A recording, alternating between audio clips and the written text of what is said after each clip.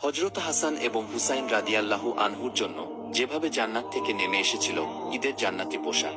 ঈদের দিন সকাল বেলায় হযরত আলী রাদিয়াল্লাহু আনহু ফজরের নামাজ আদায় করে কোথায় যেন চলে গিয়েছেন এবং তার কোনো খবরই পাওয়া যাচ্ছিল না। ঘরের মধ্যে শুধু নবীর দুলালী হযরত ফাতেমা রাদিয়াল্লাহু তাআলা আনহা হাতে আটা বানানোর কাজ করছিলেন আর পবিত্র মুখে আল্লাহর নাম জপেছিলেন। হযরত হাসান এবং হুসাইন ঘরের বাইরে বসে খেলাধুলা করছে। একমাত্র তারা দুই ভাই পুরাতন পোশাক পরে প্রতিদিনের মতো আজও বাড়ির আঙিনায় খেলাধুলা করছে। হঠাৎ করে একটি ছেলে দৌড়ে এসে বলল, এই যে ভাই, তোমাদের কি নতুন জামা নেই? আজকে তো ঈদের দিন, আনন্দের দিন। আমরা এই মহল্লার সকল ছেলে মেয়েরা নতুন পোশাকে সজ্জিত হয়েছে, আর তোমরা প্রতিদিনের মতো আজও সেই পুরাতন কাপড় পরে খেলাধুলা করছো। ছোট্ট ছেলে হযরত হাসান এবং হুসাইন রাদিয়াল্লাহু তাআলা আনহুর এত সব কিছু বোঝার বয়স তখনও হয়নি, যার কারণে তারা নিজের পিতামাতার অবস্থা সম্পর্কে তেমন কিছুই জানত না। হযরত ফাতেমা রাদিয়াল্লাহু তাআলা আনহা হাতে রুটি বানাচ্ছেন। রাসূল সাল্লাল্লাহু আলাইহি ওয়াসাল্লামের কলিজার টুকরা হযরত হাসান এবং হুসাইন রাদিয়াল্লাহু তাআলা আনহু তাদের মায়ের কাছে ঈদের নতুন জামার জন্য কান্নাকাটি করছে।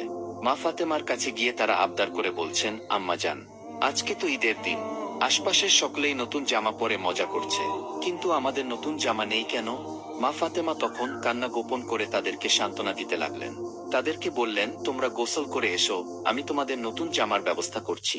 মায়ের কথা শুনে আদরের হাসান হোসাইন মনে মনে ভাবলেন, গোসল দেওয়া সময়ের মধ্যেই তাদের জামা তৈরি হয়ে যাবে, যার কারণে মনের আনন্দে হাসান এবং হুসাইন রাদিয়াল্লাহু তাআলা আনহু গোসল করতে চলে গেলেন। এদিকে হযরত ফাতেমা রাদিয়াল্লাহু আনহার মনের মধ্যে দুশ্চিন্তা জেগে উঠল। তিনি মনে মনে ভাবছেন, এবার কিভাবে পুত্রদেরকে সান্ত্বনা দেবেন? এভাবে কতবার তাদেরকে ভুলিয়ে রাখা যায়? গোসল করে এসে নতুন জামা না পেলে তারা রীতিমতো কান্নাকাটি শুরু করে দিবে। এসব চিন্তা ভাবনা করে হযরত ফাতেমা রাদিয়াল্লাহু তাআলা আনহু অস্থির হয়ে পড়লেন। হযরত হাসান এবং হোসাইনের ঘরে ফেরার সময় হয়েছে, এই মনে করে হযরত ফাতেমা রাদিয়াল্লাহু আনহু তাড়াতাড়ি উঠে গিয়ে ওযু করে নামাজে বসে গেলেন এবং রহমান রহিম আল্লাহর কাছে দুহাত তুলে মনের চাপা দুঃখগুলোকে প্রকাশ করলেন। বললেন, হে পরম করুণাময়, তুমি আমার সৃষ্টিকর্তা, তুমি আমার সকল সমস্যার সমাধানকারী, তাই তুমি তোমার এই অদম্য দাসের উপায় করে দাও। হাসান এবং হোসাইনের মন থেকে নতুন জামার স্মৃতিকে মুছে ফেলো, নতুবা আদরের ছেলেরা গোসল করে যখনই আমার কাছে নতুন জামা চাইবে, আমি কি করে ওদেরকে সান্ত্বনা দেব? হে আমার প্রভু, আজ তুমি তোমার এই দাসীকে বিপদ থেকে মুক্ত করে দাও। আমি আমার এই জীবনে কোনোদিন এত বড় বিপদের মধ্যে পড়িনি, তাই এই মহা সমস্যার সমাধানে তুমি একটি পথ বলে দাও। হে প্রভু, তুমি কি চাও আজ ঈদের দিনে তাদের সামনে আমি মিথ্যেবাদী সাব্যস্ত হই এবং তারা মিসকিনের মতো ঈদ করুক? রাসূল সাল্লাল্লাহু আলাইহি ওয়াসাল্লামের নয়নের মণি হযরত ফাতিমার আবেগ জড়ানো ক্রন্দনরত প্রার্থনা আল্লাহর দরবারে কবুল হয়ে গেল। আর কবুল হবেই বা না কেন, আল্লাহ তাআলা নিজেই বলেছেন, আমাকে যখন কেউ একবার ডাকবে আমি তার ডাকে 10 বার সাড়া দেব। অতঃপর হযরত ফাতেমা রাদিয়াল্লাহু তাআলা আনহা জায়নামাজে বসে সিজদায় পড়ে কাঁদছেন, কিন্তু ঘরের বাইরে কি হচ্ছে সেদিকে তার কোনো নজরই নেই। ওইদিকে তার ঘরের দরজায় একজন ব্যক্তি এসে আওয়াজ করছেন। আল্লাহর ধ্যানে মগ্ন ফাতেমা রাদিয়াল্লাহু আনহু সেটা শুনতেও পাচ্ছেন না।